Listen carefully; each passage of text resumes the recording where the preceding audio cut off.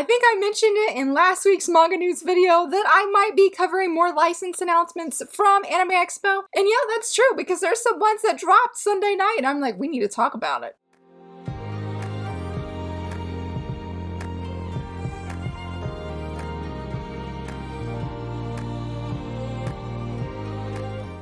Hello friends, happy Monday. So very excited that you're here. It's another episode of Manga News, sharing all the things that I am excited about. There is, I think, a little bit of manhwa and anime news. We're going to see how far we get because I've got a lot of tabs open today and I have a feeling I'm going to want to talk about all of the things, but going right in, starting with the biggest thing. Another chapter of Glasses with a Chance of Delinquent. It dropped on K-Manga. This is chapter 28. Yes, I read it twice. Shout out to my friend Jess though, because I didn't even know it had dropped until she was like, hey, look at this. And I'm like, oh my goodness. I'm like, I am running. I was virtually running to go read this chapter. It was perfection. It was everything. Deeply, deeply enjoyed it. So if you've been reading it on K-Manga, definitely go check out the latest chapter. And if you're like, that's great for you, Laura, well, don't worry. The physical is coming. It's coming in January. That has been my favorite and the best shoujo license announcement of 2024. But going into the physical announcements, we're going to sort of rewind here. So I did talk about last week the Square Enix licenses, how I feel like they were the biggest win of Anime Expo for me personally.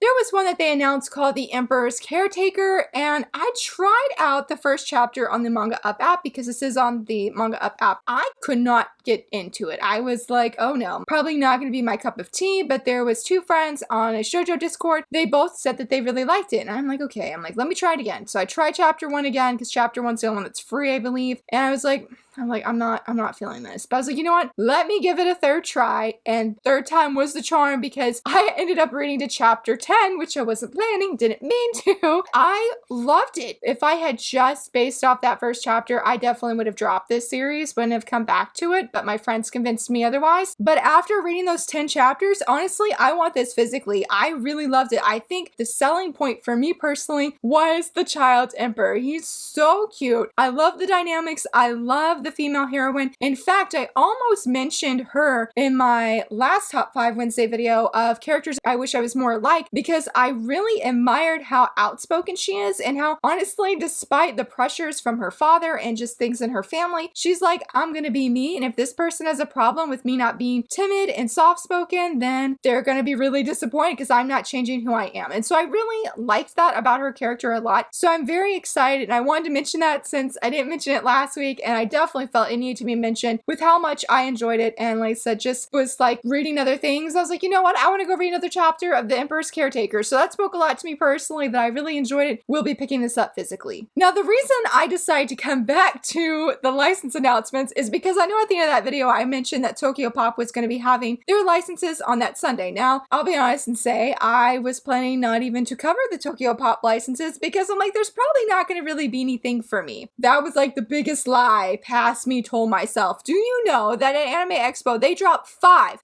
Shoujosei licenses, and I think all of them but one I'm really interested in. And I was like, I have a problem, Houston, because I was not planning. I mean, there's a few things I feel like from TokyoPop that I'll be interested in. They all seem really good. The first one was my contract with the Apothecary Monster, and I do want to make a note right here. I'm going to leave two links for these licenses. So the first one is the official TokyoPop license, and then a friend of mine that I follow on Twitter, she actually put a mini thread together linking all of these to, I think it was like Manga Updates and Barnes & Nobles. So all of these are officially up for pre-order on Barnes & Nobles. Read the blurbs for Barnes & Nobles, okay? Shout out to my friend Mia and Lies, who both helped me after the license announcements happened. I was like, I would love to learn more about this, but I don't know how to go about finding the blurbs of these because I don't know how to find the titles because they're all in Japanese, at least for the covers, I should say. And nothing was popping up when I did the English one, minus one of these manga. So shout out to them because they helped me. I read those blurbs and like all of them but one were super unhelpful. And the one that was like the least helpful was this contract with the Apothecary Monster. Out of, I think all of the ones I'm going to mention today, I think I'm most excited for this one, and I'm going to blame the cover love. The cover is gorgeous. I think it's stunning. I did see some of the like sample pages or whatever on, I don't think it was Amazon Japan. I think it was another website that I looked at. I'm blanking on the name of it, but I looked at beautiful. I'm like, I don't even know what's happening, and I'm completely engaged just by looking at the art. So I do feel like this is one I'm going to pick up. It sounds very intriguing. I forgot to read the blurb for all of these, like right before filming this video, so I do apologize. lives, but I do feel like from what I remember of this one, the main girl has formed a contract with this monster, and I guess typically when a person forms a contract, they are sort of sacrificing themselves, like their life to them, to this monster. And a monster could be like a human. It doesn't have to be like a monster like creepy, but I'm thinking that the guy on the cover is her monster and he doesn't want her life and she doesn't really know what he wants from her. So I think that is the premise of this. I think it's 2 volumes and ongoing. Very, very excited and interested for this next one. I'm a little bit, as somebody said, sus of this one. It's called The Inconvenient Life of an Arousing Priestess. This does have a light novel. I think it's from Cross Infinite World. I feel really on the fence of this just because of the title alone. I feel like that's an oxymoron to have an arousing priestess, because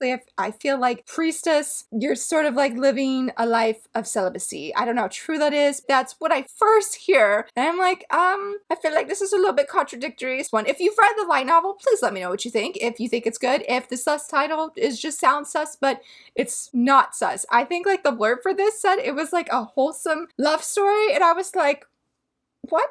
Like, what now? So I don't know about that one. So that was the only one that I wasn't like, yes, I want to pre-order this ASAP because of the title, and I feel so bad for saying that. The next one is The Margrave's Daughter and the Enemy Prince. I was very intrigued about this one. Somebody said that they really liked volume 1, but they dropped it after volume 2, like they've read the Japanese version copies, and I was like, well, I feel a little nervous now hearing that. I really love that the main female lead, from what I remember, she wants to be sort of like a soldier, or at least she wants to go fight alongside her father, but because she's a woman, because she's his daughter, the answer is just no. But I think something actually happens to her father because she's got to go marry an enemy prince, and I think it's sort of going to be a low-key revenge story, maybe. It does give that vibe of enemies to lovers, and so because she's going to this other land, and the blurb itself, I'm very, very interested and curious about. I might wait just to see an official first chapter sample of how things are with this, but I love the premise so much. Like, give me a girl who just wants to go out there and kick butt and go fight along the soldiers of her kingdom. Like, I'm here for that. I am here for that. The next one is Trapped by His Love, The Duke's Unexpected Bride. I was actually not sold on this one. I will admit I did see some pages of this, and it was actually what I read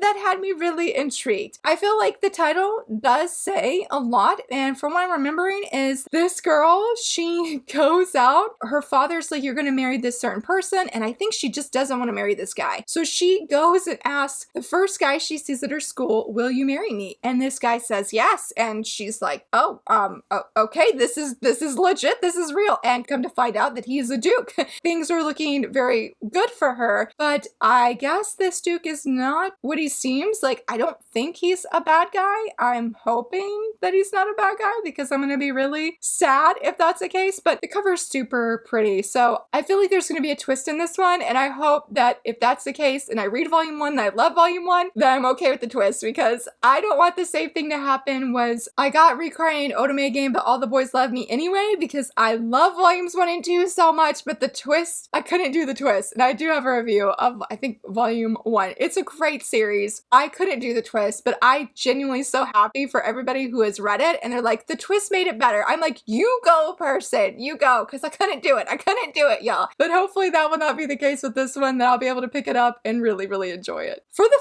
5th one, now it doesn't say it in this official Anime Expo license announcement from TokyoPop officially. I said that weird, sorry. But somebody that I was following who was like sharing photos of the panel and the screen and whatnot actually mentioned this manga is fully colored. It's the only fully colored one that TokyoPop is doing, or at least out of these 5. I have to zoom in or like get close to my computer to read this font because it's a long one. And it's called The Unwanted Bride Loves the Crown Prince with All of Her Heart, or with all her heart. This sounds so angsty, but I'll admit I love colored manga very much. And as soon as I heard the words colored manga, that is what intrigued me. That is what sold me. This is another one where the title gives away the premise of the story, is I think she's loved this man either all of her life or she has just deeply loved this man for a while. Something happens and that maybe, just maybe, that there will be a happy ending for these two. I don't know. But I feel like maybe this will be too much for me if there's too much angst. But that colored manga, y'all, I want it. So those are all of the Shoujosei license announcements that came from TokyoPop last week. I feel like this was a huge win. Talking about more licenses, now this is not Shoujosei, but I thought this was really cool. So Todoke Entertainment actually announced that they are going to be having a new line of manga called Manga Biographies, and they're actually going to be doing one. Their very first manga, it's going to be coming out later this year, is going to be Charles Schulz, the creator of Snoopy and Peanuts. This is a manga version talking about his life and the creation of Snoopy and the gang. The cover looks so cute, y'all. It looks so cute. He looks so cute. This comes out in October of this year, but if you go to, the San Diego Comic-Con, you can actually get early copies that they will have available there. I don't know who they're going to be doing after Charles Schulz, but this seems like it's going to be a really fun line of manga, and I'm like, I'm here for this. I'm here for this because it just looks super cute based off of this one that I have that I'm sharing for the link doesn't show the preview that I've seen somewhere online, but the preview I saw that they shared looks so incredibly cute. So if you're interested in manga biographies and especially want to learn more about Charles Schulz, but in a manga form, this manga is definitely for you. Now, this is not licensing news. It is about Villains Are Destined to Die, though, because I feel like anytime I bring up manhwa stuff, it's always Villains Are Destined to Die, because, the series is amazing. Go read it. It's incredible. But the big thing I wanted to share is the artist has promoted, and I'm not really sure if this is like a Korean bookstore is on Twitter that I'm sharing, but the news has come out. Volume 7 is releasing in Korea. There is an LE edition, and I'm so on the fence. Let me tell you, I'm so on the fence, because first let me tell you what comes in this limited edition thing that you can get. So you can get the limited edition appendix information, acrylic stand, 5 types of illustrated postcards, a poster. You're gonna get a Penelope's Family metal bookmark and a carrier sticker. I want this so bad. But I don't want a giant Eccles poster. No offense to Eccles or Echo fans, but you see that acrylic stand? Y'all see this acrylic stand? And you see those photo cards? That is what I want. I'm like, if I could just buy that solo, that would be great. That would be great. But I'm just so stoked. So Volume 7, not coming out in English just yet, but you guys can know if you're fans of the series, Volume 7 will eventually be releasing in English. I'm so ready to see things. I follow the spoilers every single week, or whenever there's a new chapter, I'm like, feed it to me, Twitter, because I want to know. This series and The Remarried Empress, they're like the two manhwa that I'm like, I don't care, spoil me all you want, because it doesn't affect my enjoyment of the series. It just makes me love it that much more. So I had to share when I saw that the artist had shared about this, and it looks amazing. There is a link in this mini thread that I'm sharing from Twitter of where you can go buy it if you're interested. I don't know if you need a proxy or anything, but if you're interested in grabbing it, go grab it. I might change my mind later and just grab it, and then I will just try and find an Eccles friend. Going back to some more manga news, I found out that Yamaguchi-kun Isn't So Bad, which is licensed in English digitally from Kodansha. There are volumes 1 through 9. I wanted to share that some news came out that it has 1 million copies in circulation. I've tried some of this manga, and it was really good. It was really good. I have to come back to it and read it in its fullness, because it is a delinquent romance. I'm totally here for it, but I just wanted to share because I feel like this story is a little bit underrated, and I think it's just because it's digital only, but to have 1 million copies in circulation because of volumes 1 through 9, that is such good and amazing news. I need to go back. Okay, I think I was going to read it on K-Manga. I do have a few of the volumes digitally, but I think I was going to read on K-Manga because I could read further than what I have. And the cover here that they have is just so cute. They're just so adorable. I love delinquent romance so much, especially when it's shoujo. It's just so good. It's just so good. So I just wanted to share that kind of random news there because it looked amazing. Speaking of random news, I'm not going to share any kind of image here because it is spoilery if you're not wanting to see spoilers, but My Girlfriend's Child, it's in the final episode in the Japanese magazine that it's serializing in, and they showed a promotional image for it, y'all. Oh my goodness. So in one of the Shoujosei magazines I actually had a certain chapter. I can't say what it is because that'd be spoilers, okay? And if you go look at this tweet on Twitter, please be aware it is spoilers. So if you don't want to know the ending, don't go look at it. It's beautiful. I would suggest looking at it, but if you don't want to see spoilers, don't go look at it. It's very breathtaking, but it's in its final chapter. And as I was saying before I got sidetracked here, is I saw this one chapter that had major spoilers. Y'all, I cried when I was looking at the pages of it in Japanese. Beautiful. This is one of these series that it's really hard to read, but it's very beautiful, thought-provoking, and I'm very excited to see the end. I'm sort of like, I need to go buy this magazine because I want it just for this chapter, just for this beautiful art that they have shown. It's gorgeous, and it makes me so happy. It's absolutely breathtaking. Talking about breathtaking art, I'm so excited for Otaku Vampire's Love Bite coming out this year in October. This is another work by the creator of Kami-sama Kiss. Had to make sure I said that right. Apparently, she is celebrating her 20th anniversary of writing manga, and she's gonna have a pop-up shop of all things in Japan, and I wanted to share, look at the art that you can get. Oh my goodness, they have art of the couple in Kami-sama Kiss, and then you have art of the couple in Otaku Vampire's Love Bite, which I want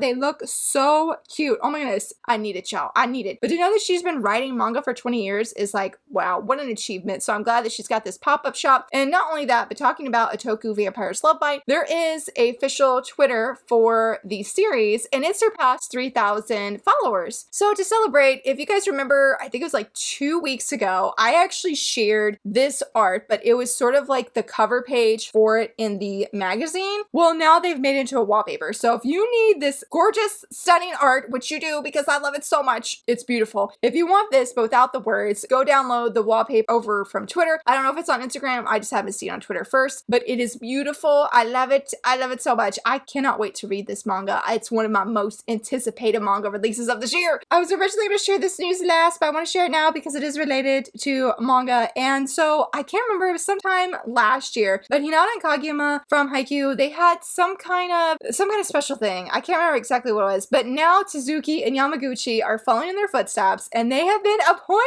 appointed, okay, as the tourist ambassadors for Sendai City in Japan. Look at this art. We got new art that was coming from Sensei. Beautiful, beautiful, beautiful. I am very, very excited.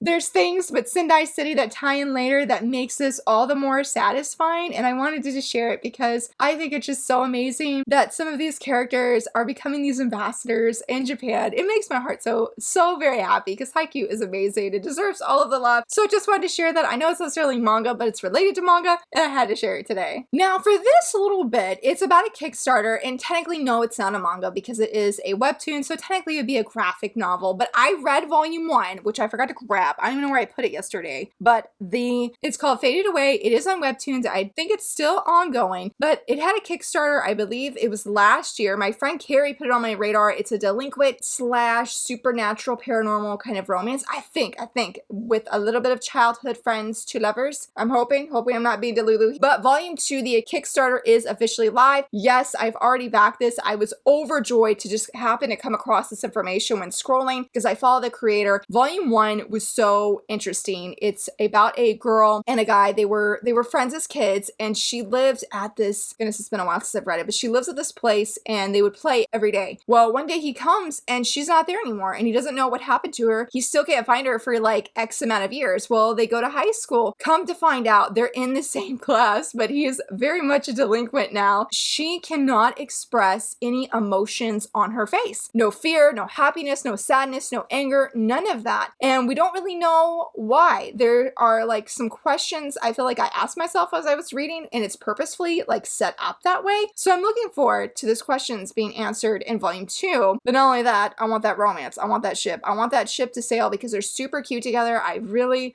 loved all of it. It is beautiful. Here is the promotional image that they have right now that they're promoting for the series. If you're interested in backing the Kickstarter, it's still open. I think it ends at the beginning of August. You can back the campaign and get volume 2 paperback or hardcover. And if you miss volume 1, they also do have, it's either an add-on or a tier to, add that and back it that way too. I will say it is on Amazon because I did check yesterday. I would highly recommend this series, or at least what I've read. It's been so good. I have not read ahead on the Webtoons app because I was desperately hoping that I could get it physically, and I went ahead and backed it, and I'm so excited to read this. It was so very wonderful. And last but not least, I had to mention this little bit of anime news, and that is, the latest trailer of Kimi Todoke season 3. It dropped. It's amazing. I'll leave the links here if you want to go check it out on YouTube. It looks so good. I'm so happy. I'm so happy. I cannot wait for it. I honestly feel like I was telling my husband the other day, I was like, volumes 1 through 10, which I believe is what covers the first 2 seasons. It's really good, okay? It's amazing. I loved it. But everything that happens after volume 10 is my favorite, especially the middle. It's all really good, and everything I'm seeing in the trailer looks phenomenal. It looks incredible, and I really feel like it's just gonna do this series justice, and I can't wait. I had to mention it. I know I'm really bad about mentioning like that different trailers drop, but I was like, this week, I'm not gonna make that mistake. I'm gonna talk about it. And with that, to close everything off, recently I just saw the news this morning. So Japan Expo is happening. I believe it's in France. It's somewhere in Europe, and they're having, I think it's the Daruma Awards that are happening, Daruma Anime Awards, and I thought it really cool that for the best best romance anime that My Happy Marriage won. It was the best romance anime, and I was like, as it should be, even though our Netflix was lame, and I still have not finished it, but based off what I read of the manga, and what I have seen of the anime, because I have seen like episodes 1 through 3, 1 through 4, but I just felt it was rightfully deserved, and even though it's not necessarily like related to the US market and whatnot, it's still really good news. When a shoujosei wins, especially something like My Happy Marriage, we gotta rep the My Happy Marriage love here and just the romance. So congrats to My Happy Marriage and to the team. They did a phenomenal job, and that is all the news that I have for you this week. I know there was lots of excited rambles because of the licenses, so it's an amazing and wonderful time, and I believe, later this month, we should have more license announcements because of the San Diego Comic-Con, so we can all look forward to that. But I hope that you enjoyed this video, and if you did, please give it a thumbs up and subscribe, and thank you so much for watching. Bye!